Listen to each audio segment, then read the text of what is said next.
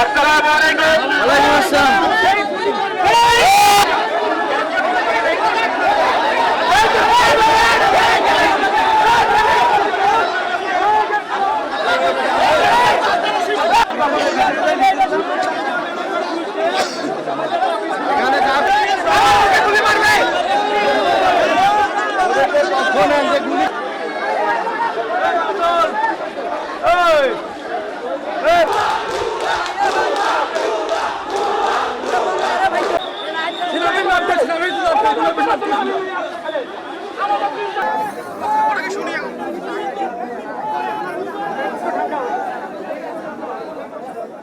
Tear shell নিক্ষেপ করলো, তারপরে সাউন্ড গ্রেড, তারপরে আর্মি সরাসরি গুলি করলো।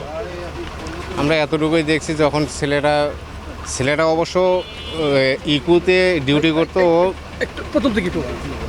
ও ডিউটি থেকে আসতেছে, নাইট করছে, ও ডিউটি থেকে বের হয়ে আসতেছে।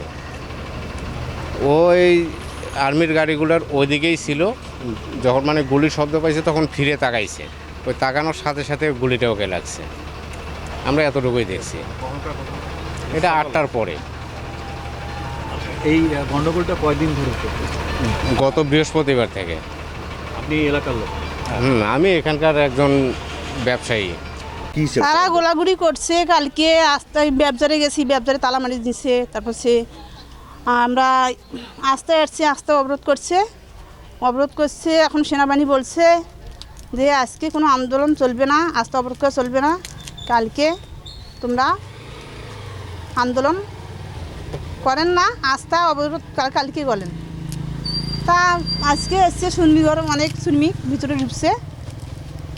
তা আজকে আস্থা অবরোধ করার পরে সেনাবাহিনী গুলি চালায় তারা খেপে গেছে, অনেক দিনে খেপে গেছে। গুলি চালার পরে তারা উত্তর হয়েছে। তারা দাবি মানে নেয় নাই। জিএম কালকে সকালবেলা মাইকে মিটিং করছে। দাবি তো ধরতেই পারে, বলতেই পারে ওরা। তারপর ওরা তো কিছু মানি নেওয়া দরকার ছিল। সব দাবি মানি না নেক, কিন্তু 2-4টা মানি নেক, নিয়ে তাদেরকে শান্ত দেখ, বাড়ি করে দিচ্ছে। তাদের কিছু টাকা দেখ, 1 লাখ না দেখ, কিছু দেখ, 50-60 এরকম 80,000 এরকমটা দেখ, কিন্তু তারা তো দিচ্ছে না। তারা দাবিও মানি নিতেছে না। আবার মনে করেন যে এতদিন ধরে ওরা খাটতেছেই। একটা কোম্পানিতে যদি এরকম নিয়ম করে তাহলে তো বাকিগুলো তো এরকমটা করবেই। বাকিগুলোও যদি বলে যে এভারগ্রিন এরকম নিয়ম শুরু করছে, ওরা যদি বাড়ি করে দেয়, এখন টাকা না দেয়, তাহলে আমরাও দিব না। ওরাও এরকম করতে পারে। তাহলে একটা কোম্পানির জন্য আরও 10টা কোম্পানির ক্ষতি হচ্ছে। আজকে মনে করেন এভারগ্রিনের জন্য আরও 10টা কোম্পানির ক্ষতি হলো। এভারগ্রিনের তো মারা গেছে কিনা জানি না, কিন্তু সনিকের একটা ছেলে মারা গেছে, আবার মার্জিনের মারা গেছে। উত্তরায় প্রেজেন্ট নীলফামারী দারোয়ানি এলাকায় এখানে সেনাবাহিনী, বিজিবি, পুলিশ সম্মিলিতভাবে কাজ করে যাচ্ছে এবং পরিস্থিতি এখন নিয়ন্ত্রণে। এবং আপনারা যদি ফুটেজগুলো দেখেন আশেপাশে, এখানে কোনো লোক নেই, কোনো মব নেই।